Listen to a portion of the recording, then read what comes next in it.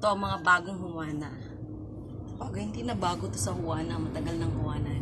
Ginagawa to ng Juana. Ang kaya ng lalaki, kaya ng babae. Ito yun. Kaya huwag nyo i-underestimate ang mga babae, boys. Kaya ninyo, kaya namin. Maraming lalaki hindi kaya ito. Gumawa ng lamesa.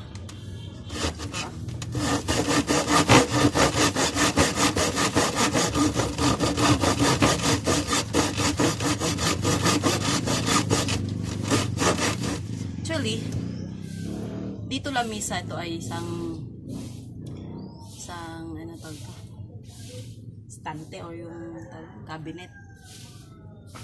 Pang lagayan ng bookshelves, yan, bookshelves. Kinonvert ko into table. Kasi wala akong table dito sa kwarto ko. So, ginawa ko, nagyan ko siya ng 3/4 na plywood. In-extend ko ng ganyan. Tapos, lamesa na. Ngayon, kasi bumabangga yung tuhod ko dito. Masakit. Marami na akong gas-gas. Kaya, putulan ko lang ito.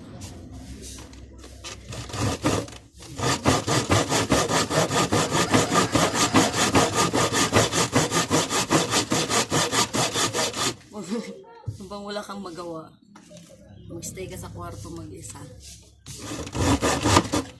Dahil naka-quarantine ka. Ito nangyayari.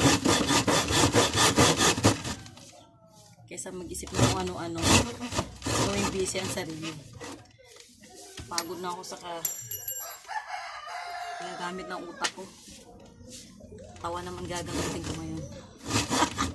Tawa na.